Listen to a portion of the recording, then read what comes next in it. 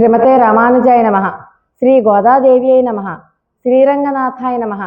కర్కటే పూర్వ ఫల్గుణ్యాం తులసీ కాననోద్భవాం పాండ్యే విశ్వంభరాం గోదాం వందే శ్రీరంగనాయకీం.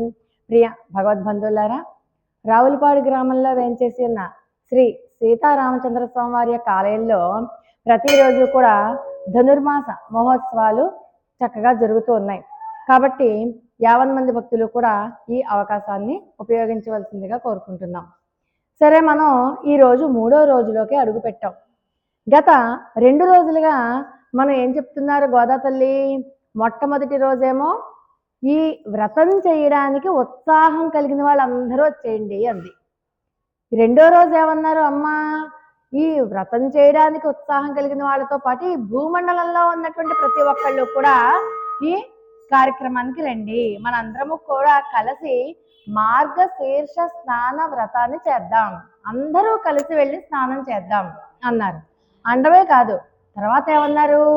ఈ వ్రతంలో ఏ వ్రతానికైనా కొన్ని నియమాలు, కొన్ని నిబంధనలు, ఏ పనులు చెయ్యాలి, ఏ పనులు చెయ్యకూడదు అనేవి ఉంటాయి కదా. అవి 2వ రోజు పాసరంలో మనకి చెప్పారు అమ్మ, ఏమేం చెయ్యాలి, ఏమేం చేయకూడదు అని. అలాగే మరి ఎప్పుడైనా సరే చూడండి, మనం పెద్దల ఆచారాన్ని మాత్రమే మనం పరిగణనలోనికి తీసుకుంటాము.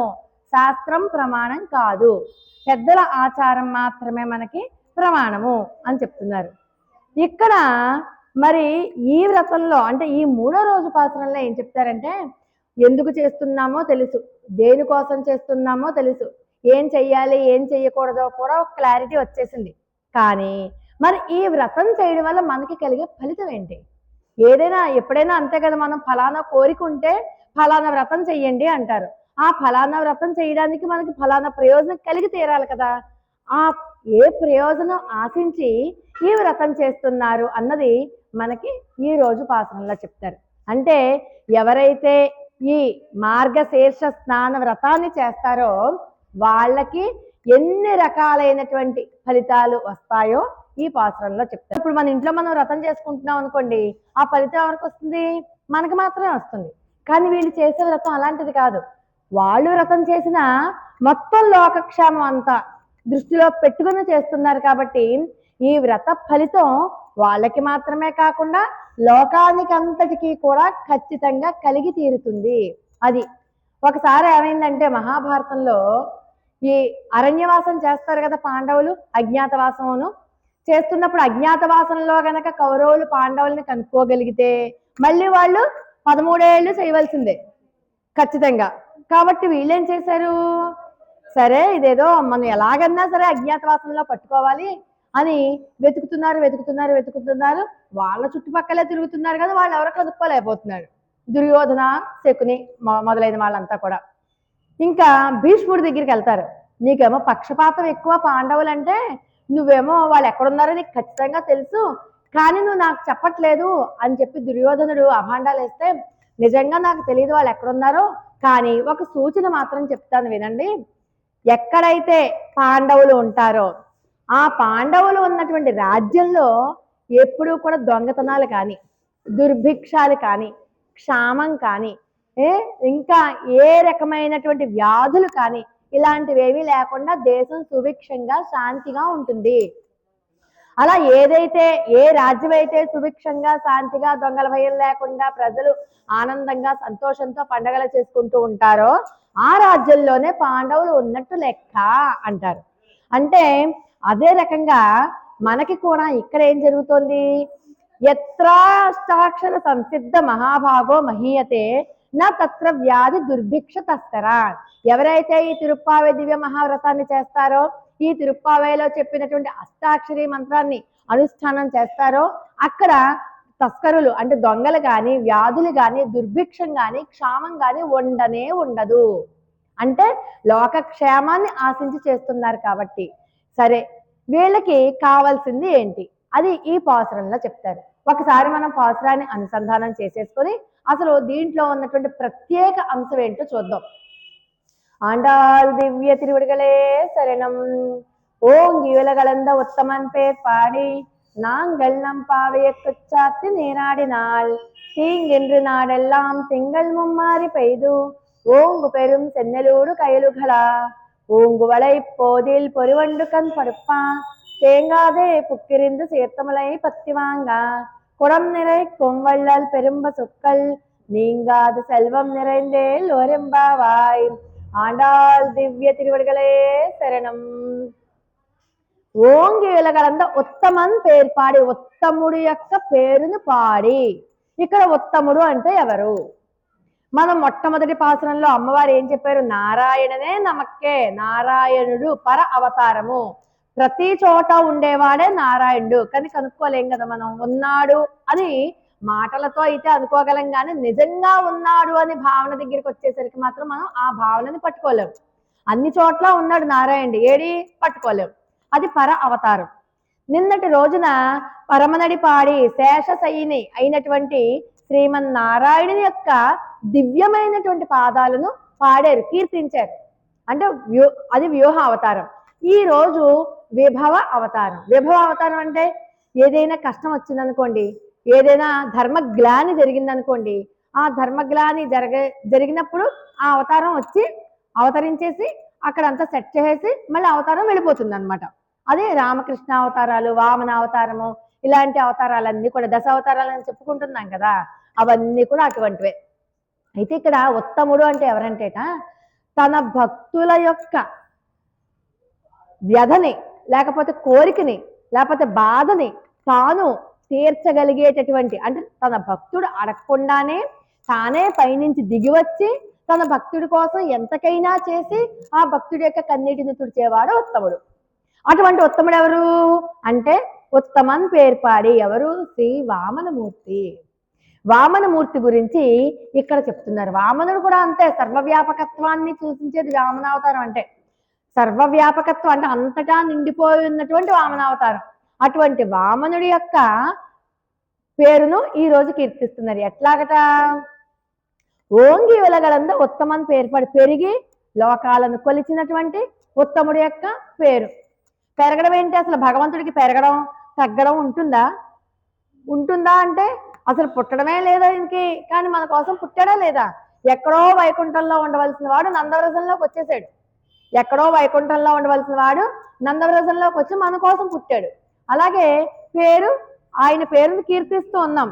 పెరిగాడు, పెరుగుట తరుగుట లేనటువంటి పరమాత్మ పెరిగాడు అని చెప్తూ ఆ గోపికలు చాలా సంతోషంగా ఆయన యొక్క పేరును కీర్తిస్తూ ఉన్నారట. అయితే ఈ పెరగడం ఏంటి? ఉత్తముడు అయిన 3 లోకాలు ఎదిగేసాడు ఎవరు? వామన అవతారం. ఎందుకని అలా అన్నారు అంటే, పాపం బలి చక్రవర్తి మనందరికీ తెలుసు. బలి చక్రవర్తి నిజానికి చాలా మంచివాడు. రాక్షస జాతిలో పుట్టినప్పటికీ కూడా బలి చక్రవర్తి సుగుణ కలిగిన వాడే. ఇతరుల రావణ, కుంభకర్ణ, హిరణ్యకశిప రాక్షసుల్లా కాదు, ఇతను మంచివాడే. కాకపోతే ఎందుకని మంచివాడు? ధర్మాన్ని పట్టుకుని ఉన్నాడు. కాకపోతే చిన్న లోపం ఒకటి ఉంది. ఏంటా లోపం? అహంకారం. ఎంత అహంకారం అంటే తనది కాని భూమిని తనది అని చెప్పి అనుకుని తను అందరికీ దానం చేసేయాలనుకున్నాడు. తనది కాని భూమిని తను అందరికీ దానం చెయ్యాలి అని అనుకున్నాడు. కాబట్టి ఆ బలి చక్రవర్తి యొక్క అహంకారాన్ని త్రుంచేయాలి. ఎలా త్రుంచాలి? మిగతా వాళ్ళు రాక్షసుల్ని చంపేసినట్టుగా చంపడానికి లేదు కదా. ఎందుకని? వాళ్ళు అధర్మపరులు, వాళ్ళు రాక్షసులు నిజంగానే. హిరణ్యకశిపులు అన్న వాళ్ళు రాక్షసులు కాబట్టి వాళ్ళని తల తీసేయాలి, తప్పదు. కానీ బలిచక్రవర్తి అలాంటి వాడు కాదు. ధర్మాన్ని పట్టుకుని ప్రజారంజకంగా పరిపాలిస్తున్నాడు. కానీ అహంకారం ఒకటి వచ్చేసింది. ఏం చేశాడు? ఒక పెద్ద యాగం మొదలు పెట్టాడు. ఆ యాగం చేస్తేట ఇంద్ర పదవి వచ్చేస్తుంది గ్యారంటీ, అందులో అనుమానం లేదు. అందులో బలి చక్రవర్తికి అన్ని సుగుణాలే, ఒక్క అహంకారం తప్ప. అన్ని మంచి మంచి విషయాలే ఉన్నాయి. సరే, శుక్రాచార్యుల వారు వచ్చారు, మొత్తానికి యజ్ఞం మొదలు పెట్టారు. ఈ విషయం తెలుసుకుని వెంటనే లబోదిబోం అన్నాడు మన ఇంద్రుడు. ఇంద్రుడికి చాలా గాబరా వచ్చేసింది. తన ఇంద్ర పదవి ఎక్కడ పోతుందో అని భయం వేసేసింది. భయం వేసి వెంటనే ఏం చేశాడు? ఇంద్రుడు పరిగెత్తుకుంటూ శ్రీమన్నారాయణ దగ్గరికి వచ్చేసాడు. ఎలాగన్నా సరే నువ్వు నా ఇంద్ర పదవిని కాపాడు, నన్ను కాపాడు. ఇలా బలిచక్రవర్తి ఒక పెద్ద యాగం చేస్తున్నట్ట, ఎలాగన్నా సరే నువ్వు నన్ను కాపాడని చెప్పి బోరు బోరున ఏడ్చాడు. ఇంద్రుడు మంచివాడు, ఇద్దరిలోనూ కంపారిటివ్ గా చూసుకుంటే ఇంద్రుడు మంచివాడు కాబట్టి మరి ఆ భక్తుడిని బలవంతంగా లాక్కోలేడు. కానీ అహంకారం ఉంది కాబట్టి అహంకారాన్ని నాశనం చేయాలి. నాశనం చేస్తే బలిచక్రవర్తి అంత గొప్పవాడు ఎవరు ఉండరు. మరి అక్కడ ఉన్నటువంటి బలిచక్రవర్తి చేసే యాగాన్ని ఎలాగైనా సరే మానిపించి బలవంతంగానైనా సరే ఇంద్రుడికి పదవి పోకుండా ఈయన కాపాడాలి. ఏం చెయ్యాలి? అంతే, వెంటనే వామనమూర్తిగా అవతారం దాల్చాడు. వామనమూర్తి అంటే పొట్టివాడు, 3 అడుగుల బాలుడు, అంతే. ఎదగడు, ఇంకా మనకి తెలుసు కదా, మరుగుజ్జు అంటాం కదా, అట్లా 3 అడుగులు ఉంటాడు, పెరగడు. చక్కగా గుణగుణమని ఇంత పొట్టేసుకుని మంచిగా అందంగా చిన్న మొహం వేసుకుని చిన్న పిలకేసుకుని ఒక జంజం వేసుకుని కమండలం పట్టుకుని చేత్తో పట్టుకుని బుడిబుడి అడుగులు నడుచుకుంటూ చక్కగా ఎక్కడైతే యజ్ఞం జరుగుతోందో, బలిచక్రవర్తి ఎక్కడైతే యాగం చేస్తూ ఉన్నాడో ఆ యాగశాలికి బుడిబుడి నడుకులు నడుచుకుంటూ వచ్చాడు. మరి వచ్చాడు కానీ ఇంతే ఉన్నాడు కదా, మరి తన వైపు అందరినీ ఆకర్షించుకోవాలి కదా. ఎలా ఆకర్షించుకుంటాడు? చక్కగా వయ్యారంగా నడుస్తున్నాడు, పొట్టనేసుకుని అటు ఇటు తిరుగుతున్నాడు, నడుస్తున్నాడు. అందరి కన్ను నెమ్మది నెమ్మదిగా ఈ పిల్లాడి మీద పడింది. ఎందుకంటే ఎప్పుడైనా చూడండి, మామూలుగా ఉంటే ఎవరు చూడరు, అతనిలో ఏదో స్పెషాలిటీ ఉండాలి. అయితే అవకరమైనా ఉండాలి, లేకపోతే గొప్పతనమైనా ఉండాలి. ఆ రెండిట్లో ఏదన్నా చూస్తారు. అతను మరుగుజ్జు కదా, మనందరం కూడా అంతే. ఇప్పటికీ ఎవరైనా మరుగుజ్జులు కనబడ్డారు అనుకోండి, తొంగి మరీ చూసేస్తాం, అవునా కదా. ఆ ఆకర్షణ, అందులోనూ సాక్షాత్తు శ్రీమన్నారాయణుడే మరుగుజ్జు అవతారంగా వస్తే ఆయన ఎంత అందగాడు, ఎంత బాగున్నాడు, ఎంత చక్కగా నడుస్తున్నాడు, చూస్తే అందరికీ కూడా కళ్ళు తిప్పుకోబుద్ధి అయ్యట్లేదుట. పైగా బొగ్గలు ఇలాగ పుణికి పుచ్చుకుని ముద్దు పెట్టుకోవాలనిపిస్తోందిట. అబ్బాయి ఎంత బాగున్నాడురా, ఈ పిల్లాడెవడో కానీ ఎంత బాగున్నాడురా, చాలా అందంగా ఉన్నాడు, ఎక్కడ వాడు, ఈ మధ్య మన చుట్టుపక్కల ఎక్కడా చూడలేదు, ఇలా వచ్చాడేంటి అని వాళ్ళల్లో వాళ్ళే అనుకుంటూ ఉన్నారు. కొంతమందితో మాట్లాడుతున్నాడు, కొంతమందితో వాదనలు ఇస్తున్నాడు, కొంతమందితో చదరంగం ఆడాడు, కొంతమందితో రకరకాలు, ఇది అది అని కాదు, ఎవరెవరు అక్కడెక్కడ ఏమేం చేస్తున్నారో అందరిలోనూ వేలు పెట్టి వచ్చేసాడు. చివరికి ఆ నోట ఈ నోట ఈ మాట బలిచక్రవర్తి దగ్గరికి వెళ్ళింది. ఎవరో చిన్న పొట్టివాడు వచ్చాడు అన్న విషయం. నెమ్మదిగా ఈ బలిచక్రవర్తి దగ్గరికి మన వామనమూర్తి కూడా నెమ్మదిగా వెళ్ళాడు. వెళ్తే వెంటనే అక్కడ ఏం జరిగింది? వామనమూర్తి దగ్గర, సరే ఎవరు వాడవయ్యా నువ్వు, నీ పేరేంటి, మనం అడుగుతాం కదా కొత్త వాళ్ళు ఎవరన్నా కనబడితే, ఎక్కడ వాడవు నువ్వు, నీ పేరేంటి, నీ అడ్రస్ ఏంటి, నీ పెద్దవాళ్ళు ఎవరు, ఇలా తిరుగుతున్నావేంటి, నిన్ను ఎప్పుడు ఎక్కడ చూడలేదు అని చెప్తూ, వడుగా అంటే వటువు అప్పుడే ఉపనయనం చేసుకుని వచ్చాడు. ఉపనయనం చేసుకుని ఉన్న వాళ్ళకి భిక్షాటనకి వెళ్ళాలి. ఉపనయనం చేసుకున్న బ్రహ్మచారి భిక్షాటన కోసం వెళ్ళాలి. ఇతను ఉపనయనం చేసుకున్న వటువుగా వచ్చాడు కాబట్టి భిక్షాటన కోసం వచ్చాడనమాట. వడుగా ఎవ్వరి వాడవెవ్వడు సంవాస స్థలం వెయ్యది ఈ ఎడకొన్ని వరుదంచుటన్ సఫలమయ్యన్ వంశమున్ జన్మమున్ కడు ధన్యాత్ముడనైతి అంటూ చెప్పేస్తాడు. ఏమయ్యా, నువ్వెవరి వాడవి, నీ ఊరెక్కడా, నీ పేరెక్కడా, నువ్వు ఎక్కడి నుంచి వచ్చావు, నిన్ను చూస్తే చాలా ముచ్చటగా ఉంది, నీ మొహం చూస్తేనే చాలా నా జన్మ ధన్యమైపోతోంది, నా వంశం కూడా తరించిపోతోంది, నిన్ను చూస్తుంటేనే నేను ఏదో జన్మలో చేసుకున్న పుణ్యం వల్ల నిన్ను చూసానేమో అనిపిస్తోంది అంటూ రకరకాలుగా చెప్తూ ఉన్నారు, రకరకాలుగా అంటూ ఉన్నారనమాట. అంటే ఎవ్వరి వాడవెవ్వడు సంవాస స్థలం వెయ్యది, ఎక్కడి నుంచి వచ్చావు ఏంటి, చాలా ముచ్చటగా ఉంది, నిన్ను చూస్తుంటే ఏమనిపిస్తుందో చెప్పనా, నా ఆస్తి అంతా రాసిచ్చేయాలనిపిస్తోంది, నువ్వు ఏది అడిగితే అది ఇచ్చేయాలనిపిస్తోంది, ఎంత ముద్దుగా ఉన్నావో, నీకేం కావాలో చెప్పు, అన్ని అడిగేస్తున్నాడు అన్నమాట. నీకేం కావాలో చెప్పు, నేను ఇస్తాను అంటే వెంటనే వామనమూర్తి అంటాడు నవ్వుతూ, నా సంవాస స్థలం ఎక్కడిది అంటే నేను ఏం చెప్తాను, నేను ఒక చోట ఉంటానా పెడతానా, అందరూ నా వాళ్లే, కానీ నాకెవరు సొంత వాళ్ళు ఎవరు లేరు, అందరికీ నేనున్నాను కానీ నాకెవరూ లేరు, భగవంతుడు కదా, మరి అందరికీ భగవంతుడు ఉన్నాడు, భగవంతుడికి ఎవరూ లేరు కదా. మనం నిజానికి భగవంతుడు ఏదన్నా మనల్ని త్యాగం చేయమంటే చేసేస్తాం ఏంటి, చెయ్యు. అందరికీ నేనున్నాను కానీ నాకెవరూ లేరు, అందరూ నా వాళ్లే కానీ నేను ఎవరికి ఏమీ కాను అంటూ తికమక్కగా మకతికగా సమాధానాలు చెప్పడం మొదలు పెట్టాడు మన వామనమూర్తి. చాలా బాగా మాట్లాడుతున్నావయ్యా, నీకేం కావాలో కోరుకో, వరి చేరంబులో మాడలో ఫలములో వన్యంబులో గోవులో హరులో రత్నంబులో రథములో, ఏం కావాలంటే ఇచ్చేస్తాను. వరి చేలు కావాలా, రత్నాలు కావాలా, ఆభరణాలు కావాలా, అలాగే విమృష్టాన్నంబులో కన్యలో కాంచనమో బంగారం కావాలా, మంచి మృష్టాన్న భోజనం కావాలా, గుర్రాలు కావాలా, లేకపోతే ఏనుగులు కావాలా, సంపద ఏం కావాలన్నా ఇచ్చేయాలనిపిస్తోంది. నువ్వు అడగడమే తరువాయి, నేను మొత్తం అంతా నా ఆస్తి అంతా నీకు రాసి ఇచ్చేస్తానయ్యా, నువ్వు తీసుకో అని అడుగుతున్నాడు, బతిమాలుతున్నాడు. వెంటనే ఒప్పేసుకుంటే వామనమూర్తి ఎందుకు అవుతాడు? అబ్బాబ్బే నాకేం వద్దు అంటే ఇంకా ఇంకా ఇంకా ఇంకా అడుగుతూనే ఉన్నాడు. చివరికి ఎక్కడ దాకా తీసుకొచ్చాడంటే ఇది చూడండి. ఏం కావాలా అని అడుగుతాడు కదా, వెంటనే గొడుగో జన్నిదమో కమండలవో నాకు ముంజియో దండమో గొడుగోనెక్కడ భూములెక్కడ తరులు వామాక్షల స్వంబులెక్కడ. నేను ఒంటిగాడిని, నాకేమో ఒక పిలకుంది, జంధ్యం ఉంది, ఒక కౌపీనం ఉంది, చేతిలో కమండలం ఉంది, దండం ఉంది, ఇవే నా ఆస్తి. నువ్వు ఇప్పుడు ఇవన్నీ ఇచ్చాననుకో, నేను అవన్నీ ఎక్కడ పెట్టుకోను? పైగా అవన్నీ పెట్టుకుంటే సరిపోయిందా? ఏదో చూడండి సామెత చెప్పినట్టు, గుర్రం నాడా దొరికితే దాన్ని పట్టుకుని గుర్రాన్ని కొన్నట్ట. గుర్రం కొంటే సరిపోయిందా? గడ్డి కొనాలి. గడ్డి కొంటే సరిపోయిందా? గుర్రం వేయడానికి ఒక షెడ్ కావాలి. ఉంటే సరిపోయిందో పాలిక పెట్టాలి. అంటే సంసారం అంతా పెరుక్కుంటూ వెళ్ళిపోతుంది. కాబట్టి నాకున్న ఈ అవతారం చాలు. మీరు అవన్నీ ఇస్తే నేను ఎక్కడ పెట్టుకోను వాటన్నిటిని? అక్కడ అన్ని పెట్టుకుంటే ఏంటి ఉపయోగం నాకు? కాబట్టి నన్ను ఒంటిగాని కదా, నన్ను ఇలాగే వదిలేయండి. కాబట్టి అయినా సరే వదలడు బలిచక్రవర్తి. లేదు లేదు, చివరికి ఎలా అనిపించాడంటే వామనమూర్తి, నీకు ఏం కావాలంటే అది ఇచ్చేస్తాను, కోరుకోపో అన్నాడు. ఏది కావాలంటే. లేదు అన్న మాట నా నోట్లోంచి రాదు. ఈ మాట కోసమే చూస్తున్నాడు వామనమూర్తి. అంతే వెంటనే 3 అడుగులు నేరియ త్రోవకిచ్చుడు కదా బ్రహ్మాండము నా పాలికి, నేను అంటున్నాను 3 అడుగులు వాడిని, నాకు 3 అడుగులు నేల చాలు. ఆ 3 అడుగుల నేల ఇస్తే అదే బ్రహ్మాండం నాకు. అంతేగాని ఈ కన్యలు కన్యామణులు రాసులు రత్నాలు ఈ ఆభరణాలు ఈ ఇల్లు ఈ రాజకోట ఇవన్నీ నేనేం చేసుకుంటాను ఒంటిగాని? నేను అసలు నాకు అవేం అక్కర్లేదు. కేవలం నాకు 3 అడుగుల నేల ఇస్తే చాలు. హోరి ఎందుకురా నీకు ఆ 3 అడుగుల నేల? 3 అడుగులు ఏ పాటిది? నీకు కనీసం ఒక ఇల్లు వస్తుందా, లేకపోతే కుటీరం వస్తుందా? లేదు లేదు, నువ్వు ఎలాగైనా సరే కోరుకోవాల్సిందే అంటే ఒప్పుకోడిన. అస్సలు నాకు వద్దంటే వద్దు అంటూ చెప్తూ ఏమంటాడంటే, వ్యాప్తిం పొందగ వగవగ ప్రాప్తంబగు లేసమైన 10,000 నిచుం తృప్తిం చెందని మనుజుడు సప్తద్వీపములనైన చక్కంబడునే. మనకు ఉన్నదాంతో తృప్తి పడాలి. ఉన్నదాంతో తృప్తి పడిన మనుషుడు అన్ని ఆస్తులు ఉన్నట్టే. లేకపోతే ఏమవుతుంది?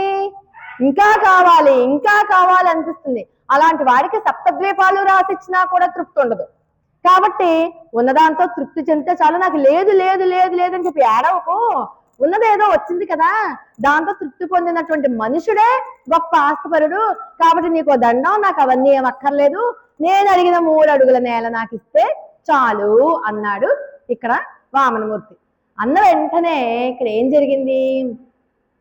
శుక్రాచార్యుడికి అర్థమైపోయింది, వచ్చిన వాడు సామాన్య మానవుడు కాదు, మాయావి, సాక్షాత్తు శ్రీకృష్ణ పరమాత్మ మహావిష్ణువే ఇలా వచ్చాడు అన్నాడు. అంటే వెంటనే ఎప్పుడైతే ఇలా పట్టుకున్నాడో మహావిష్ణువే వచ్చాడని, వెంటనే బలిచక్రవర్తి దగ్గరికి వెళ్ళి సైగ చేస్తాడు. మహావిష్ణువు వచ్చాడయ్యా, నువ్వు ఇచ్చావంటే నీ కొంప అంటుకుపోతుంది, మహామాయావి నీ చేత ఈ యజ్ఞాన్ని ఆపించడానికే వచ్చాడు, నువ్వు అది తెలుసుకో అంటాడు, జ్ఞానబోధ చేస్తాడు. కానీ బలిచక్రవర్తి ఎక్కడ నిలబడిపోయాడో తెలిసినా? ఇక్కడే నిలబడిపోయాడు. ఎక్కడ ఏమంటాడు? అది శ్రీ సతి కొప్పుపై తనుపై అంశోత్తరయంపై పాలిండ్లపై నూతన మర్యాదంచెందు కరంపు క్రిందకుట నా కరంపు పై నుండుట మేల్గాదే రాజ్యములు గీజ్యములు సతతమే కాయంపు నా పైన పోని వెధవ శరీరం పోతే పోని. శ్రీసతి కొప్పుపై లక్ష్మీదేవి కొప్పును తడివిందా చెయ్యి, లక్ష్మీదేవి శరీరాన్ని తడివిందా చెయ్యి, లక్ష్మీదేవి బుగ్గలు నిర్మిందా చెయ్యి, లక్ష్మీదేవి యొక్క చీర కుచ్చుళ్ళు కూడా సరిచేసిందా చెయ్యి. ఆ చెయ్యి ఈ రోజు కింద ఉంటుంది, ఆ పైన నా చెయ్యి ఉంటుంది. దేహి అంటాడు కదూ, భిక్షాటన చేస్తున్నాడు కదూ, కిందే ఉంటుంది విష్ణుమూర్తి చెయ్యి, నా చెయ్యి పైన ఉంటుంది. ఇంతకంట జీవితంలో ఇంకేం కావాలి? ఈ వెధవ శరీరం ఇవాళ ఉంటుంది, రేపటికి 2 అవుతుంది, పోతే పోని, నాకు అక్కర్లేదు. రాజ్యములు గీజ్యములు సతతమే కాయము నా పైన పోతే పోని వెధవ శరీరం అంతే. అక్కడ నిలబడిపోయాడు. అంటే మాట ఆడిన మాట తప్పనిటువంటి ధర్మాత్ముడు. కాబట్టే చరిత్రలో ఈ రోజు మనం బలి చక్రవర్తిని మెచ్చుకుంటున్నాం. అందుచేత అలా నిలబడిపోయాడు. అక్కడ వెంటనే ఏమనిపించిందంటే, సరే 3 అడుగుల నేల అడిగాడు కదా, రాజ్యములు గీజ్యములు అన్నాడు కదా, ఇప్పుడు వామనమూర్తికి కూడా సీన్ అర్థమైపోయింది, బలి చక్రవర్తికి తెలిసిపోయిందని. పాపం ఇంకా శుక్రాచార్యుడికి మనసులో వేదన. ఎటువంటి వేదన? అయ్యో శుక్రాచార్యుడు అంటే రాక్షస గురువు కదా, ఎంతసేపు రాక్షసులకి మేలు చెయ్యాలని చూస్తాడు కానీ మిగతా వాళ్ళకి మేలు చెయ్యాలని చూడగా వెంటనే ఒక చిన్న పురుగులాగా మారి ఆ కమండలంలో దూరితే మన విష్ణుమూర్తి ఊరుకుంటాడా, దర్భ పొల్లట్టి పొడిచాడు, అంత ఒక కన్ను పోయింది. శుక్రాచార్యుడికి అంతగా ఒక కన్ను ఉండదు. సరే ఇంకా వదిలేశాడు, ఇంకా ఎలాగా అయిపోయింది, ఇక్కడ మాయలో పడిపోయాడు అని. సరే 3 అడుగుల నేల ఇలా ధార పోసేస్తాడు ఇక్కడ వామనమూర్తి చేతిలో. 3వ అడుగుల దానం చేశాను అని ఆఖరి ధార చేతిలో పడిన మరుక్షణం వెంటనే ఎలా అయిపోయాడు వామనమూర్తి, ఇంతింతై వటుడింతయై మరియు దానింతై నభోవీధి పైనంతై తోయిద మండలాగ్రమణ కల్లంతై ప్రభారాశి పైనంతై చంద్రుని కంతయై ధ్రువిని పైనంతై మహర్వాటి పైనంతై సత్య పదోన్నతుండగుచు బ్రహ్మాండంత సంవర్ధి అయి. ఇంతున్నాడు 3 అడుగుల వాడు, ఇంతింతై వటుడింతై 3 అడుగులు కాస్త 6 అడుగులు అయ్యేట. 6 అడుగుల నుంచి అలా పెరుగుతూ పెరుగుతూ పెరుగుతూ మొత్తం బ్రహ్మాండం ఏంటి, సూర్యమండలం, చంద్రమండలం, బ్రహ్మలోకం, శివలోకం, వైకుంఠం దాటేసి మొత్తం అంతా ఆక్రమించేశాడు. మొత్తం పిపీలకాది పర్యంతం ఆయనే. అందుకనే వామన అవతారాన్ని సర్వవ్యాపకత్వాన్ని సూచించే అవతారము అని ఈ రోజు శ్లాఘిస్తున్నారు. అంతలా మొత్తం అంతా అయిపోయాక ఒక పాదంతో మొత్తం భూమాండలాన్నంతటిని కప్పేశాడు. ఒక పాదం సరిపోతుందిగా అంత పెద్ద శరీరానికి. భూమితో ఒక అడుగు వేసేసాడు. 2వ అడుగు ఆకాశం, భూమి ఆకాశం అయిపోయింది. 3వ అడుగు చేయడానికి చోటు ఎక్కడుంది నాయన అంటే వెంటనే బలిచక్రవర్తి, అంత బలిచక్రవర్తి తల ఇలా ఉంచి నా శిరస్సు మీద పెట్టే అని చెప్పి తల మీద పెట్టించుకున్నాడు. మరి దీంట్లో పైకి అయితే కథ అలా అయితే అలా ఉంది కానీ 3 అడుగుల నేల అడుక్కోవడానికి వచ్చాడు ఎవరు, విష్ణుమూర్తి. ఎందుకు ఇంద్ర పదవి కాపాడడం కోసం. అంటే తన భక్తుడి కోసం ఎంతకైనా దిగుతాడు అనేవాడు ఎవడైనా ఉన్నాడు అంటే కేవలం భగవంతుడు మాత్రమే. తన భక్తుడిని కాపాడడం కోసం ఎన్నో రెట్లు కిందకి దిగి ఎవ్వరూ కూడా స్వీకరించిన భిక్షాటనని తాను స్వీకరించాడు. ఎవరో అందరూ కూడా యావగించుకునేటటువంటి ఒక మరుగుజ్జు అవతారాన్ని, ఒక అవతారాన్ని, పొట్టివాడైనటువంటి ఆ అవతారాన్ని తాను స్వీకరించాడు. అంత పొట్టిగా ఉండి అన్ని అడుగుల కిందకు ఉండి అందరినీ అడుక్కుని ఆ అడగగా వచ్చినటువంటి దాన్ని దారపోసాడు. నిజంగా ఎవరైనా నా కోసం నాకేదో మంచి జరుగుతుందిట, నాకున్న ఈ జబ్బు పోతుందిట, 4 వీధుల్లో అడుక్కొచ్చి ఆ బియ్యంతో నాకు అన్నం పెట్టంటే మనం వెళ్తామా? చిచ్చి ఇంకేమన్నా నా ప్రెస్టేజ్ ఏమైపోతుంది, నేను ఫలానా స్కూల్లో టీచర్గా చేస్తాను అందరూ చీ అంటాను కదా, అంటామా అనవా? అంటే మనకి ఆ అభిమానం ఉంది, భగవంతుడికి అది లేదు. తన భక్తుల యోగక్షేమమే ముఖ్యం. తన భక్తులు పాలిట కల్పతరువు ఎవరయ్యా అంటే పరమాత్మ. ఆయన చూడండి ఎక్కడో వైకుంఠంలో హాయిగా ఉండకుండా భూమి మీద అవతరించడం ఏంటి, 3 అడుగుల నేల కోసం భిక్షాటను ఎత్తుకోవడం ఏంటి, మరుగుజ్జు అవతారం ఏంటి, మనం శుభ్రమైన అవతారం వేసుకెళ్ళొచ్చుగా. కానీ మరుగుజ్జు అవతారాన్ని స్వీకరించాడు. 3 అడుగుల నేలని దానంగా పుచ్చుకున్నాడు. మరి బలిచక్రవర్తిని అడిగారా దానం? ఎందుకు ఇక్కడ చెప్తోంది అమ్మ? బలిచక్రవర్తిని మిషగా పెట్టి మనల్ని అందరినీ అడుగుతున్నాడు దానం. మనల్ని చూడండి, మన దగ్గర భిక్షకుడిగా నిలబడి పరమాత్మ మనల్ని అడుగుతున్నాడు దానం. 3 అడుగుల నేల ఇమ్మని చెప్పి మనల్ని అడుగుతున్నాడు. ఏంటా 3 అడుగులు? యత్ కరోషి యదుస్నాసి యజ్జోషి దదాసి యత్ తపస్ససి కౌంతయ్య తత్ కురుష్వ మదర్పణం అంటారు భగవద్గీతలో కృష్ణ పరమాత్మ. యత్ కరోషి యదుస్నాసి అంటే నువ్వు ఏ పని చేస్తున్నా శ్రీకృష్ణ పరమాత్మ భగవంతుడికి నామకా చేస్తున్నానని అనుకో. నువ్వు ఏది తింటున్నా కృష్ణార్పణం, కృష్ణుడు తింటున్నాడు, పరమాత్మ తింటున్నాడు అని ఒకసారి ఒక చెయ్యి ఆయనకు చూపించు. నువ్వు ఏ తపస్సు చేస్తున్నా నన్ను దృష్టిలో పెట్టుకుని చెయ్యి. ఆ 3 నాకు ఇవ్వంటున్నాడు. ఏమడిగాడండి? మన ఆస్తులు అడిగాడా, పొలాలు అడిగాడా? ఈ 3 మాటలే కదా అడిగాడు. మనం ఏం చేస్తున్నాం? లేవడమే, కాఫీ కలుపుని తాగేస్తాం, టిఫిన్ కూడా చేసేస్తాం. అది ఎలా చేయమంటున్నాడు ఆయన? మనం స్నానం చేసి శుచిగా శుభ్రంగా మనం తాగే కాఫీయే ఒక్కసారి పరమాత్మకి నీ దయవల్ల నేను కాఫీ తాగుతున్నాను ఒక్క మాట అనుకుని కాఫీ తాగామనుకుని దానివల్ల చెడు ఉండదు, మనకి అది ప్రసాదం అయిపోతుంది. మనకి కడుపులో కూడా ఆత్మారాముడు ఉంటాడు, ఆత్మారాముడికి నైవేద్యం అయిపోయింది. అలాగే మీరు కొత్త బట్టలు కొనుక్కున్నారు, వెంటనే తీసుకొచ్చిన వెంటనే సైజులు సరిపోయా లేదా, ఎలా బాగుందా లేదా వేసేసుకుని సెల్ఫీలు తీసేసుకుని స్టేటస్ లో పెట్టక్కర్లేకుండా వెంటనే ఏం చేయాలి? ఆ బట్టల్ని ఒక్కసారి పసుపుట్టు పెట్టి పరమాత్మకు చూపించి నీ దేవల్ల నేను బట్టలు కట్టుకుంటున్నానయ్యా. మన ఇంటికి ఎవరో వచ్చారు, అప్పుడైనా సరే తాంబూలంతా సహా బట్టలు పరమాత్మకు చూపించి నీ దేవల్ల నీ ప్రసాదంగా వాళ్ళకి పెడుతున్నాను. అలా ప్రతి పని నువ్వు భగవదర్పణం కనుక చేసినట్లయితే ఇంకా అంతకు మించింది లేదు. ఆ మూడే మనల్ని ఈ రోజు అడుగుతున్నాడు. యత్ కరోషి యదస్నాసి యజ్జుహోషి దదాసి యత్ తపస్ససి కౌంతేయ తత్ కురుష్వ మదర్పణం. ప్రతి దాన్ని కృష్ణ, ఆఖరికి దాన ధర్మాలు చేసినా కూడా కృష్ణార్పణం. పొయ్యి మీద అన్నం కింద పెడితే కృష్ణాక్షయం, అక్షయం అవ్వాలి. ఎవరైనా ఇంటికి అతిథులు రావచ్చు, అప్పటికప్పుడు ఆ అతిథులు వస్తే మరి సరిపోవద్దు, అన్నం అక్షయం అయిపోవాలి. అలా ప్రతిదీ కృష్ణ పేరు పెట్టి మనం గనక చేసుకున్నట్లయితే అంతకు మించింది లేదు. అది మనల్ని ఈ రోజు బలిచక్రవర్తిని మిషగా పెట్టి అడుగుతున్నాడు పరమాత్మ. అది మనకి కావాలి. అలాగా చెప్తున్నాడు అనమాట. అయితే ఇక్కడ మనకి చూడండి, మొట్టమొదటి పాత్రలో నారాయణ అంటూ నారాయణ అష్టాక్షరిని బోధించేసింది. ఇక్కడ కూడా అంతే. నారాయణ అష్టాక్షరిలో ఏమున్నాయి? ఓంకారం ఉంటుంది, నారాయణ అన్న 4 పదాలు ఉంటాయి, నమ వాచకము ఉంటుంది. అవి 3 కదా పదాలు. అంటే ఒరే మీరందరూ తరించండర్రా, తరించడానికి నారాయణ అష్టాక్షరిని పట్టుకోండి. ఆ 3 పదాలు మీరు పట్టుకునే సర్వకాల సర్వావస్థలైంది జపించండి, నోటితో అనండి, అంటే చాలరా, నేను మిమ్మల్ని తీసుకుపోతాను నాతో పాటు వైకుంఠానికి అని మనల్ని అర్థిస్తున్నాడు. అది గుర్తుపెట్టుకోవాలి. మనల్ని అర్థిస్తున్నాడు పరమాత్మ. ఇంకా ఏంటిటా, ఇప్పుడు బలిచక్రవర్తి నెత్తి మీద కదా పెట్టాడు.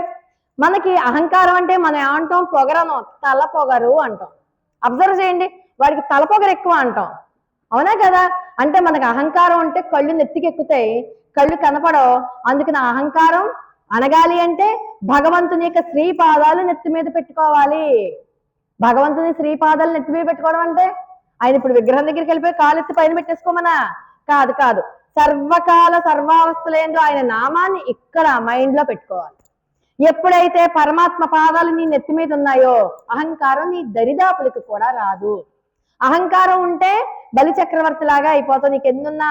కానీ చివరికి ఒక సుగుణం ఏంటంటే, బలి చక్రవర్తిని అంత పాతాళంలోకి తొక్కేసినా పాతాళంలో ఆయనకు ఒక వరం ఇచ్చాడు. ఆయన నీకు నేను కావలిగా ఉంటాను అని. చూడండి, అంత బలి చక్రవర్తి రాజ్యానికి పరమాత్మ కావలివాడయ్యాడు.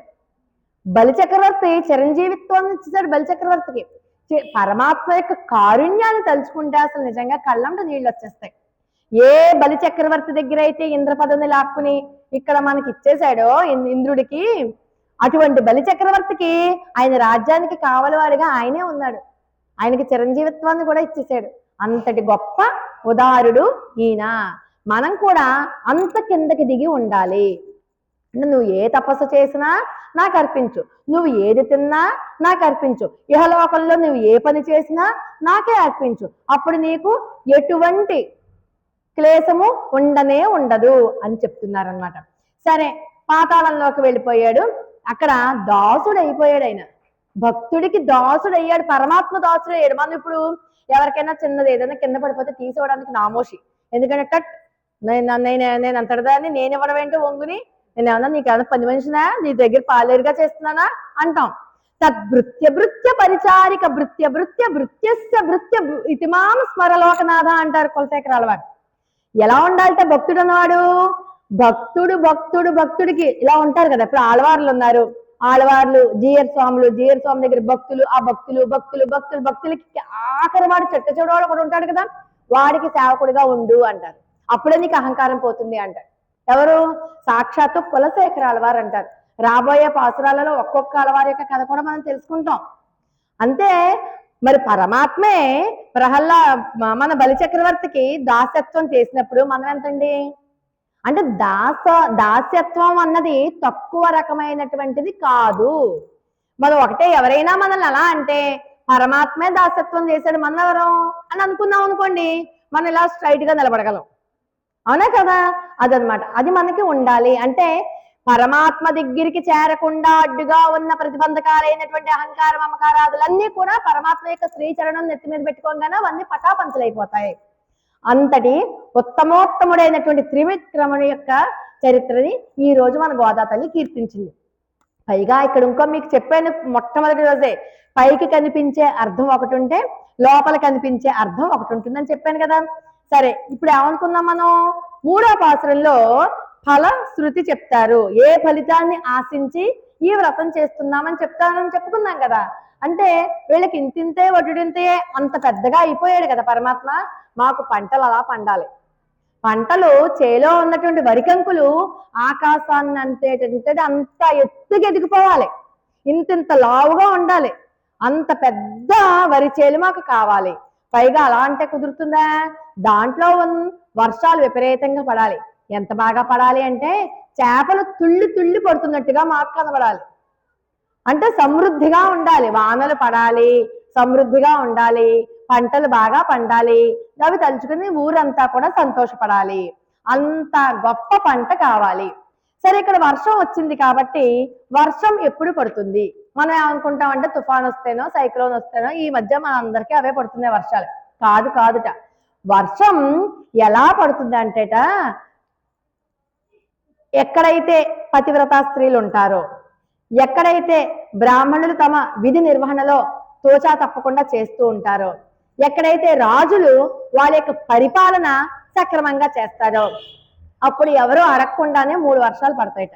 నెలకి 3 వర్షాలు, నెలకి 3 వర్షాలు పడతాయట.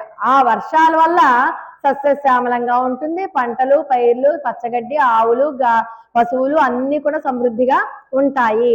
అటువంటి వర్షాలు మాకు కావాలి అని చెప్తున్నారు. ఇంకా ఏం కావాలట? ఓంగు పెరుం సెన్నెలూడు కైలుగడ. మాకు మొత్తం ఈ వర్షానికి మొత్తం చెరువులన్నీ నిండిపోవాలి. ఇంకొకటి కూడా అంటారు, వీళ్ళకి వర్షం ఎందుకు? స్నానం చేయాలి కదా, మార్గశీర్ష స్నానం అని కదా బయలుదేరి వెళ్ళారు వీళ్ళు. మరి స్నానం చేయాలంటే నీళ్లు కావాలి కదా, ఆ నీళ్ళల్లో వీళ్ళు జరగాలి, ఆడాలట. వాళ్ళకి మామూలు నీళ్లు సరిపోవుట, పెద్ద శ్రీకృష్ణ సరస్సు అనే పెద్ద సరస్సు కావాలట. కరచరణ సరోజే కాంతి మన్నేత్ర మీనే శ్రమముషి భుజవ్యేచ వ్యాకులే గాధ మార్గే. అంటే శ్రీకృష్ణ సరస్సు అనే సరస్సులో మునిగితేనే కానీ కృష్ణ పరమాత్మ మీద ఉన్నటువంటి విరహం చల్లారదు. అంత ఎక్కువ వర్షం, మామూలుగా ఏదో మొలలోతో మోకాళ్ళలోతో ఉన్నది కాదు, పీకల లోతుండే నీళ్లు కావాలి. అంత పైకి నిండుగా సరస్సులు, నదులు, తటాకాలు అన్ని కూడా నిండుగా పూర్ణంగా నిండిపోవాలి. అంత పెద్ద పెద్ద వానలు పడాలి, దాంట్లో మేము స్నానం చేయాలి. అప్పుడు మమ్మల్ని శ్రీకృష్ణ పరమాత్మలో కౌగిలించుకోవాలి. అప్పుడు కదా మాకు శరీర తాపం చల్లారేది. అంత వర్షం కావాలి. పైగా శ్రీకృష్ణ పరమాత్మ కళ్ళే చేప పిల్లలు అనుకున్నాం కదా, అలాంటి కళ్ళుట, అలాంటి చేపలట మొత్తం సరస్సు నిండా తుళ్ళి పడాలట. ఆహా, ఎంత బాగా పడింది వర్షం అని తుళ్ళి తుళ్ళి పడాలి, ఎగిరెగిరి పడాలి అని వీళ్ళు అంటున్నారు. అంత బాగా ఉండాలి. పాడి యొక్క వైభవాన్ని చెప్తున్నారు, పాడి పంటలు వైభవము అవి చెప్తూ ఉన్నారు. పూంగువలై పోదెలు పొరువంటి కనపడిపోయి. ఎప్పుడైనా చూడండి, వర్షాలు పడ్డాయనుకోండి, చెరువులు, వాగులు నిండుతాయి, చక్కగా అన్ని బాగుంటాయి. కలువ పువ్వులు, తామర పువ్వులు, పుష్పాలు పుష్పిస్తాయి, ఎటు చూసినా పచ్చదనం ఉంటుంది, పువ్వులు విచ్చుకుంటాయి, సుశోభాయమానంగా చక్కగా కన్నుల పండుగగా ఉంటుంది కదా. అంతటి వైభవాన్ని మాకు కావాలి. ఎందుకని? పాప అక్కడ క్షామం వచ్చింది కదా. ఎప్పుడైతే నేలమాళిగలోకి గోపబాలికలందరినీ పెట్టేశారో, వెంటనే కృష్ణ పరమాత్మ ఏం చేశాడు? ఏదో ఒక మిష దొరుకుతుందిగా, క్షామాన్ని ఏర్పాటు చేశాడు. ఎందుకని? ఈ గోపవృద్ధుల యొక్క కళ్ళు తెరిపించాలని. గోపవృద్ధుల యొక్క కళ్ళు తెరిపించడానికి ఇక్కడ అతివృష్టి, అనావృష్టి లాంటివి కొన్ని క్షామాలని ఏర్పాటు చేశాడు ఆయన. ఆ ఏర్పాటు చేయడం వల్ల ఏమైంది? కాత్యాయని వ్రతం చేస్తేనే ఇవన్నీ పోతాయని చెప్పారు కదా. కాబట్టి కాత్యాయని వ్రతం చెయ్యాలి అంటే అవి గోపబాలికలే చెయ్యాలి, అది చేయించేవాడు కృష్ణుడే. కాబట్టి చచ్చినట్టు వాళ్ళందరూ ఏం చేశారు? ఆ గోపబాలికలను తీసుకొచ్చి కృష్ణుడి చేతిలో పెట్టారు. ఇప్పుడు కృష్ణుడితో కలవాలి కదా వీళ్ళంతా. అందుకని చెప్పి వీళ్ళు ఒక వంక వ్రతమన చెప్పి ఒక వంక పెట్టుకుని వీళ్ళు ఇన్ని కోరికలు, అంటే ఊరందరికీ ఆ కోరిక కావాలి, మాకెవరు కావాలి? కృష్ణ పరమాత్మ కావాలి అని చెప్తూ, తేంగాదే పుక్కిరిందు తీర్థమలై పత్తివాంగా.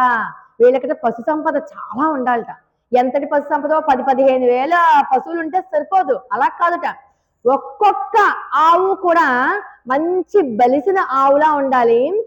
సిరలు ఉంటాయి కదా, పాలు పితికే సిరలు, ఆ సిర పట్టుకుంటే చేతికి అందకూడదుట, అంత బలిష్టంగా ఉండాలట. అంటే పాలు పితకడానికి కూడా శక్తి సరిపోనంత, అంటే ఒక్క సిర లాగితే కొండ నిండిపోవాలి, అలాగే 4 సిరలు లాగితే బిందులు బిందులు నిండిపోవాలి. ఇంకా కావాలి. ఇంకా ఏం చెప్తున్నారు వీళ్ళు? అవన్నీ కూడా పొంగి పొర్లిపోవాలి. పాలన్నీ కూడా దాచడానికి వీలు లేక, నింపడానికి పాత్రలు సరిపోక, పాలు పొంగి పొర్లిపోయేంత సంపద కావాలి మాకు. అంత సంపద ఉంటేనే మాకు ఈ క్షామం నుంచి మేము బయటపడతాం. కాబట్టి పొదుగులోకి వెళ్ళడమే ఆలస్యం, పొదుగు పట్టుకుని పిండడమే ఆలస్యం. బోళ్ళంత సంపద, బోలని పాలు అలా కారుతూనే ఉండాలి అని చెప్తూ, కుడం నిరైக்கும் వళ్ళల్ పెరింబ చెక్కల్ నీంగాద సెల్వం నిరైందే. అంటే కుండలు నిండే లాగా పాలిచ్చే ఉదారమైనటువంటి ఆవులు కావాలి. అంటే మనం పాలు తీయడానికి వెళ్తే తన్నే ఆవులు వద్దు మాకు. పాలుని తీయడానికి వెళ్తే అయ్యో పాపం వీళ్ళు పాల కోసం వచ్చారా, చిన్నపిల్లలు ఉన్నారో పెద్దవాళ్ళు ఉన్నారో ఎవరున్నారో పాపం పాలు ఇచ్చేద్దామని చెప్పి ఉదారంగా ఇచ్చేయాలి పాలు. అలాంటి ఉదారమైనటువంటి గోవులు కావాలి. అంతేకాదుట ఈతి బాధలు ఉండకూడదు. నిన్న మనం చెప్పుకున్నాం ఈతి బాధలు ఏంటి అని. ఈతి బాధలు అంటే ఏంటి? అతివృష్టి, అనావృష్టి, ఎలకల వల్ల, పురుగుల వల్ల, లేకపోతే ఇంకా రకరకాలైనటువంటి చీడపీడలు, ఇవేమీ కూడా పంట పండంగానే మనకి వెంటనే చూడండి మన వాళ్ళందరూ మందు కొట్టేస్తారు కదా. ఎందుకని? ఎలకలు ఉంటాయి, చీడపీడలు, పురుగులు అన్నీ వచ్చేస్తాయి. అవేమీ రాకుండా మందులు కొడతారు కదా. కాబట్టి అసలు అవే వద్దు, మేము మందు కొట్టే అవసరం రాకూడదు మాకు. అంటే ఎలకలు కానీ, చిలకలు కానీ, మిడతలు ఇలాంటివి ఏమీ రాకూడదు. వీళ్ళ రాజ్యంలో బాగా చేలు పండాయి అనుకోండి, ఆ రాజుగారు ఏం చేస్తారు? వీళ్ళేమో సామంత రాజులు. ఆ పెద్ద రాజుగారు ఏం చేస్తారు? ఫలానా రాజ్యంలో నందుడి గారి యొక్క చేలు బాగా పండాయంటే కప్ప ఇంకో 4 పెంచేయండి, ఇంకా ఎక్కువ ట్యాక్స్ పెంచేయండి, పట్టుకొచ్చేయండి 400 బస్తాలు ఎక్కువ ప్రతిదానికి అంటాడు కదా. అలాంటి వాళ్ళు కూడా మా జోలికి రాకూడదు. ట్యాక్స్, ఇన్కమ్ ట్యాక్స్ మాకు అక్కర్లేదు. ఇన్కమ్ ట్యాక్స్ కట్టేవాడు కూడా మా దగ్గరికి రాకూడదు. కాబట్టి ఈత బాధలు ఉండకూడదు. వర్షాలు బాగా పడాలి, చేలన్నీ కూడా పుష్కలంగా పండాలి, నీళ్లు పుష్కలంగా ఉండాలి. అంతేకాకుండా గోవులు ఉదారంగా ఇచ్చేటటువంటి గోవులు ఉండాలి. ఇన్ని రకాలైనటువంటి ఆంక్షలు పెట్టారనమాట. అవన్నీ కావాలి, అవన్నీ వస్తాయి. ఇంతకీ ఏంటి? ఈ 3వ పాసరం ఉంది చూసారా? ఏ దేశంలో అయినా ఎప్పుడైనా సరే కరువు కాటకాలు వస్తున్నప్పుడు యజ్ఞం చేస్తారు చూసారా? యజ్ఞం చేస్తున్నప్పుడు ఖచ్చితంగా 3వ పాసరాన్ని అలా అనుసంధానం చేస్తూనే ఉంటారు. ఎందుకంటే ఎక్కడైతే 3వ పాసరం నిత్యానుసంధానం చేస్తారో వాళ్ళకి తిండికి బట్టకి లోటు ఉండదు. ఖచ్చితంగా సమృద్ధిగా వానలు పడతాయి. వాళ్ళ ఇంట్లో ధనధాన్యాలకు లోటు ఉండదు, పాడి పంటలకు లోటు ఉండదు. అందుకని ఆ యజ్ఞం చేసిన ప్రతిసారి కూడా ఈ 3వ పాసరాన్ని అనర్గళంగా చదువుతూనే ఉంటారు. అంతేకాదు మాలో అయితే, మా వైష్ణవ సాంప్రదాయంలో అయితే పెళ్లిళ్లలో కూడా వివాహం జరుగుతుందనుకోండి, ఆశీర్వచనం చేసేటప్పుడు ఈ 3వ పాసరాన్ని చదువుతారు. అందరూ 3వ పాసరాన్ని చదువుతారు. అంటే 3వ పాసరంలో చెప్పినటువంటి సమృద్ధి మీ దంపతులకి కలగాలి, అంతటి ఆనందంగా మీరుండాలి, అంత గోసంపద ఉండాలి, అంత ఇల్లు ఐశ్వర్యము ధనధాన్యాలతో వృద్ధి పొందుతూ మీరు కలకాలం సుఖంగా ఉండాలి అని చెప్పడం అన్నమాట. అందుకని 3వ పాసరాన్ని ఎన్నిసార్లైనా అనుసంధానం చేసుకోవచ్చు. చదివే కొద్దీ మనకి ఎక్కువ ఫలితాన్ని ఇస్తుందే తప్పితే దానివల్ల మనకి నెగిటివ్ అన్నది ఉండదు. అందుచేత ఇక్కడ మరి ఆవులు ఎక్కడైనా అన్ని పాలిస్తాయా? ఎవరికి అనుమానం రాలేదు. అన్ని పాలు ఎక్కడిస్తాయండి ఆవులు? ఊరుకోండి, ఎక్కడన్నా చెప్తే మేము వెళ్ళి తెచ్చుకుంటాం లేదే. ఎందుకంటేట శ్రీకృష్ణ పరమాత్మ యొక్క చేతి స్పర్శతో పెరిగాయవి. శ్రీకృష్ణ పరమాత్మ యొక్క మురళీగానాన్ని విని పెరిగాయవి. శ్రీకృష్ణ పరమాత్మతో కూడా తిరిగి ఆయన పీల్చుకున్న గాలిని అవి కూడా పీల్చుకున్నాయి. మరి పాలు ఇవ్వకపోతే ఎట్లాగా? అంటే కృష్ణ పరమాత్మ యొక్క కరచరణ స్పర్శ సోకినంతనే అవి కూడా కృష్ణుల్లాగా మారిపోయి ఏది కావాలంటే అవి ఇచ్చేస్తాయి, ఎన్ని పాలు కావాలంటే అవి ఇచ్చేస్తాయి. అదంతా కూడా కేవలం కృష్ణ స్పర్శ వల్ల మాత్రమే కలిగింది. కాబట్టి ఈ దీంట్లో ఎందుకంత ఉదారంగా ఉన్నాయి? ఉదారంగా ఉన్న వాళ్ళు ఎవరు? గురువులు. ఉత్తమన్ పేర్పాడి అంది కదా అమ్మ. ఉత్తముడైనటువంటి వాని యొక్క పేరును స్మరించి, పేరును కీర్తించి. ఆ ఉత్తముడు ఎవరు? మన వామనమూర్తి కాదు, గురువు. మీరు ఒక గురువు గారిని అడగాలి, కానీ ఆయన ఇప్పుడు గోవులు ఎలాగైతే క్షీరాన్ని కావలసినంత ఇచ్చారో ఆయన కూడా జ్ఞానాన్ని అంత ఉదారంగా మనకి ఇచ్చేస్తారు. ఎంతో ఉదారులు గురువులు అంటే. కానీ మనం ఏం చేస్తాం? మన యొక్క సొంత ఆలోచనని ఉపయోగిస్తాం. కాదు, ఉత్తముడైనటువంటి గురువును పట్టుకోండి. మీరు ఎప్పుడైతే ఉత్తముడైనటువంటి గురువును పట్టుకుంటారో ఆయన ఏం చేస్తారు? మనం ఏ ధర్మాన్ని ఆచరించాలో మనకి చెప్తారు. దానివల్ల ఏమవుతుంది? మన కర్మలన్నీ కరిగిపోతాయి. పరమాత్మ యొక్క దివ్య ధామానికి మనం వెళ్ళడానికి మార్గం సుగమమవుతుంది. మనం మొట్టమొదటి రోజు చెప్పుకుందాం మార్గశీర్షము. మార్గము పరమాత్మకి మనకి ఒక దారిని ఏర్పాటు చేస్తుంది గోదా తల్లి. పరమాత్మ దగ్గరికి ఎలా వెళ్ళాలో మనకి ఈ మార్గశీర్ష వ్రతంలో చెప్తున్నారు అమ్మ. దాని సులభమైనటువంటి స్టెప్స్ అన్ని నేర్పుతున్నారు. బుడిబుడి నడకలు నేర్పుతుంది అమ్మ. దేన్ని పట్టుకుంటే పరమాత్మ దగ్గరికి వెళ్తాము? మొట్టమొదటి శ్రవణం, వినండి, కేళీరో, రెండో పాసరంలో చెప్పింది కదా. అంటే శ్రవణ భక్తికి ప్రాధాన్యత ఇచ్చింది. ఈ రోజు ఉత్తముని యొక్క పేరు పాడి కీర్తన పాడుకోవడం అంటే భజన. భజన ఎంత భజన చేస్తే మనలో ఉన్నటువంటి కర్మలు అంత దూరం అయిపోతాయి. ఎంత భజన చేస్తే మనలో ఉన్నటువంటి శత్రువులు అంత దూరం అయిపోతారు. మనలో ఎంతో మంది శత్రువులు ఉంటారు. శత్రువులు బయట శత్రువులు అక్కర్లా, మనలో ఉన్న శత్రువులు చాలు. అసూయ, ద్వేషము, రాగము, కామ, క్రోధ, లోభ, మోహ, మదమాత్సర్యాదులు, ఇంకా పాపం వాళ్ళు 6 చెప్పారు. 6 కంటే 60 ఉంటాయి మన దగ్గర. ఆ 60 శత్రువులు పోవాలి అంటే ఒక్కసారిగా పోతారా? ఒక్క రోజు పోతారా? పోరు. భగవత్ కథలను వింటూనే ఉండాలి. కాస్త సీరియల్స్ మానేసి కొంచెం భగవంతుని వైపు కనుక మన మనసు తిప్పగలిగితే ఖచ్చితంగా దూరం అయిపోతారు కదా. తర్వాత సర్వకాల సర్వావస్థలైందని కూడా భగవన్ నామాన్ని పట్టుకోండి. మనకి మొట్టమొదటి పాసరంలోనే ఒక నామం ఇచ్చేసింది. రెండో పాసరంలో వ్యూహావతారం శేషసాయి నామం ఇచ్చింది. మూడో పాసరంలో ఎవరి నామం ఇచ్చారు? అమ్మా వామనమూర్తి యొక్క నామం. ఓం వామనాయ నమః, కేశవాయ నమః, నారాయణాయ నమః, వామనాయ నమః. ఆచమనం చేసేటప్పుడు చెప్తాం కదా, వామనాయ నమః అనుకోవడానికి ఏంటి, మనకి ఏ ఒత్తులు లేవు, ఏమీ లేవు. వామనాయ నమః అంతే. రేపు వచ్చేదాకా కూడా మనం వామనాయ నమః, వామనాయ నమః అనుకోవడమే. అయితే ఇక్కడ ఇంకా 3 రహస్యాలు, ఇంకో 3 రహస్యాలు. 3 అడుగులు అడిగాడు కదా, ఒక 3 అడుగు చెప్పాను, ఈ 3 చెప్పాను, ఇంకో 3. ఆ 3 అంటేట తిరుమంత్రం ఇందాక చెప్పాను, అష్టాక్షరీ మంత్రం. ద్వయమంత్రం అని ఒకటి ఉంది. శ్రీమన్నారాయణ చరణం శరణం ప్రపద్యే శ్రీమతే నారాయణాయ నమః. మీరు అష్టాక్షరీ మంత్రాన్ని పట్టుకోండి, ద్వయమంత్రాన్ని పట్టుకోండి. చరమ శ్లోకం సర్వధర్మాన్ పరిత్యజ్య మామేకం శరణం వ్రజ అహం త్వా సర్వ పాపేభ్యో మోక్షయిష్యామి మా శుచః. నువ్వు అన్ని వదిలేసాయి, నన్ను పట్టుకో, నీకు మోక్షం నేను ఇస్తాను. దానికోసం నువ్వేమీ ఏడవక్కర్లేదు. అన్ని వదిలేయంటే ఏంటి, ఇలా కూర్చుని వాళ్ళ ఏం వంట చేయని ఏమి చేయని బాసిపడం వేసి కూర్చుంటానని కాదు అక్కడ అర్థం. మనం అన్ని పనులు చేసుకోవాలి, కానీ మన కర్మలన్నింటినీ కూడా భగవత్పరం చెయ్యాలి.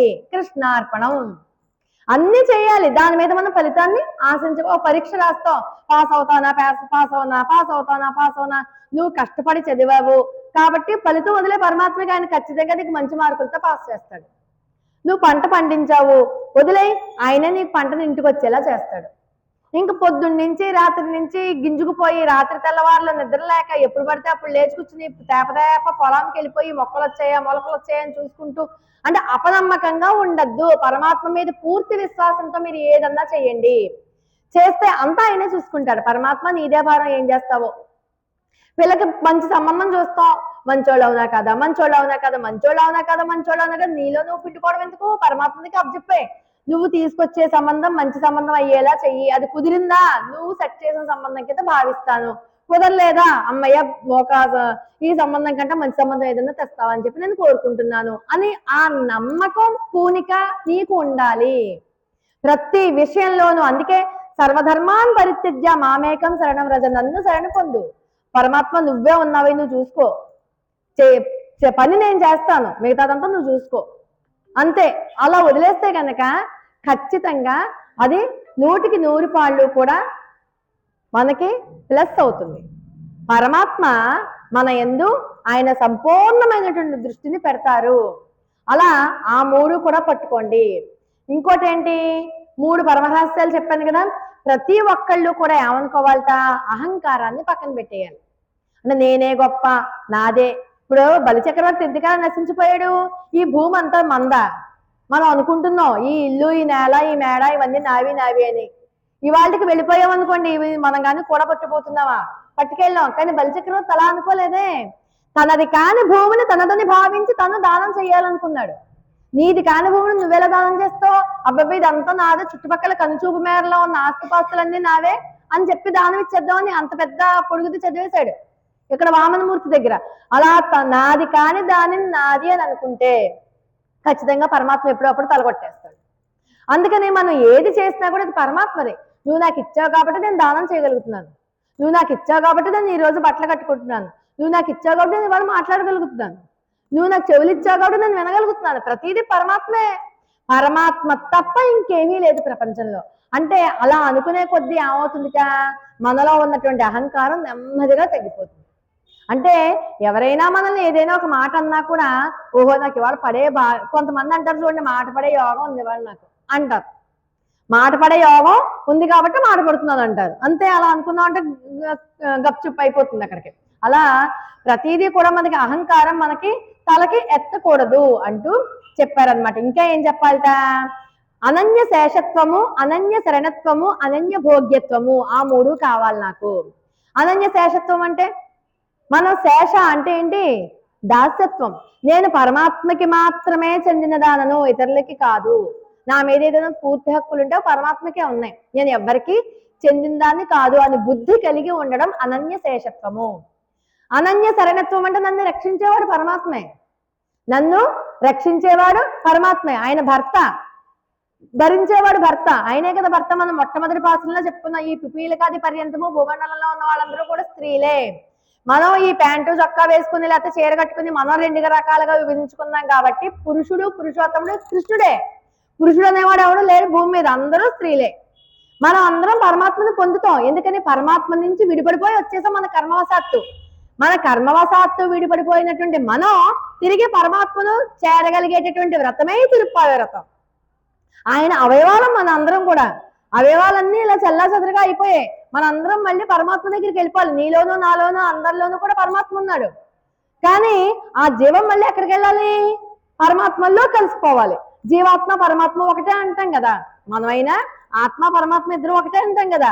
ఆ అండంలో ఉన్నది ఏంటంటే పరమాత్మ నుంచి మన కర్మవశాత్తు పడిపోయాం. ఆయన ఏం చేస్తున్నారు పాపం? మనం ఏదో తరిస్తామని చెప్పి ఉపనిషత్తులు, పురాణాలు, వేదాలు, ఇతిహాసాలు అన్ని ఇచ్చారు మనకి, ఇలా తరించండి అని. మనం ఏం చేసాం? అవన్నీ మానేసి టీవీ సీరియల్స్ దగ్గర కూర్చుంటున్నాం. అయ్యో వీళ్ళు ఏంటర్రా బాబు, నేను ఇన్ని రకాలుగా చెప్పినా ఇలా భ్రష్టు పట్టిపోతున్నారు ఏంటని చెప్పి ఆయనే మన మధ్యలో అవతారం దాల్చి మనకేంటి కర్తవ్యాన్ని బోధిస్తూ ఉన్నారనమాట. అందుచేత అనన్య శేషత్వము, అనన్య శరణత్వము, అనన్య భోగ్యత్వము. అనన్య భోగ్యత్వం అంటే పరమాత్మ తప్ప నాకు రుచి కలిగినటువంటి విషయం ఏది ఉండకూడదు. అంటే పరమాత్మ విషయమే నాకు రుచి కలిగిన విషయం, టేస్ట్. అమ్మ పరమాత్మ నామాన్ని వినంగానే అన్ని రకాలైనటువంటి శాంతులు ఉపశమింపబడాలి మన దాంట్లో. అంతేగాని పరమాత్మని తలుచుకోగానే ఆకలేసేయకూడదు ఇక్కడ. అందుకే చూడండి, ఉపవాసం చేస్తే మనం ఏం చేయాలి? పరమాత్మ సంకీర్తన చేయాలి. భగవన్నామ సంకీర్తన ఎందుకు చేయమంటారు? మనకు ఆకలి దెబ్బకలేని తెలియవు, నిజంగా తెలియవు. మహాశివరాత్రి నాడు ఉపవాసం చేస్తాం కదా, తెల్లవార్లు జాగారం చేస్తాం కదా. చేసినప్పుడు మనకు నిజంగా ఆకలి దెబ్బకైనా తెలుస్తాయా? ఎందుకంటే అభిషేకంలోను, ఆ బిల్వపత్రాలు సేకరించడంలోను, అక్కడ ఉన్నటువంటి శివనామస్మరణ చేయడంలోను, శివమహిమ స్తోత్రం చదవడంలోను, దీంట్లోనే లీనమైపోయి ఉంటాం. అసలు ఆకలి వేస్తోందో తెల్లారిందో చీకటైందో కూడా తెలియదు అంతమంది మధ్యలో. అలాగా సర్వకాల సర్వావస్థలందు భగవన్నామాన్ని పట్టుకుంటే, సర్వకాల సర్వావస్థలందు భగవంతుని మీదే రుచి కలిగి ఉంటే అదే భోగ్యత్వము. అంతకంట ఇంకో భోగ్యత్వం ఉండదు. అంటే బాహ్య సంపదలు ఏవి అక్కర్లేదు వీళ్ళకి. వీళ్ళందరికీ బాహ్య సంపదలు ఎవరికి కావాలి? ఆ ఊరి వాళ్ళకి కావాలి. ఈ గోవులు పెరగడం, పాలు, సంపద, పాడి, ఇవన్నీ ఊరి వాళ్ళకి. వీళ్ళకి కావాల్సిన సంపద ఏంటి? ఆత్మ సంపద కావాలి, శ్రీకృష్ణ సంపద కావాలి, శ్రీకృష్ణైశ్వర్యం కావాలి, శ్రీకృష్ణ పరమాత్మతో సంశ్లేషణం కావాలి, శ్రీకృష్ణ పరమాత్మతో కలిసి స్నానం చేయడం కావాలి. వీళ్ళు తింటున్నా, పడుకున్నా, కూర్చున్నా, నడుస్తున్నా, ఏం చేస్తున్నా పక్కన కృష్ణుడు ఉండాలి. కృష్ణుడైనా ఉండాలి, కృష్ణ నామాన్నైనా పట్టుకుంటారు వీళ్ళు. అంతే తప్పితే బాహ్యమైనటువంటి వీళ్ళు కృష్ణుడిని కలవడం కోసం ఈ వ్రతం అనేటటువంటి ఒక వంక. ఆ వ్రతం ఎవరి కోసం? ఊరి వాళ్ళ కోసం. కానీ వీళ్ళకేంటి మనసులో, అబ్బబ్బా ఎప్పుడెప్పుడు కృష్ణుడిని కలుద్దామా, ఎప్పుడెప్పుడు కృష్ణుడిని చూద్దామా, ఎప్పుడెప్పుడు కృష్ణుడితో మాట్లాడదామా, ఎప్పుడెప్పుడు కృష్ణుడితో పోట్లాడదామా, ఇదే ధ్యాస తప్పితే, వాళ్ళకి కృష్ణ ధ్యాస తప్పితే వేరే ధ్యాసే లేదు. అటువంటి సంపద వీళ్ళకి కావాలి. కాబట్టి ఈ రోజు పాసురంలో మనం ఈ పాసురాన్ని అనుసంధానం చేసుకుంటే ఎటువంటి దివ్యమైనటువంటి ఫలితం మన చేతిలో పడుతుంది అన్న విషయాన్ని చెప్తూ, ఆండాళ్ దివ్య తిరువడిగలే శరణం. స్వస్తి ప్రజాభ్య పరిపాలయంతాం న్యాయేన మార్గేణ మహిమహీసాః. గో బ్రాహ్మణేభ్య శుభమస్తు నిత్యం. లోకా సమస్తా సుఖినో భవంతు. ఆండాళ్ దివ్య తిరువడిగలే శరణం. జై శ్రీమన్నారాయణ. జై శ్రీరామ్. జై శ్రీరామ్.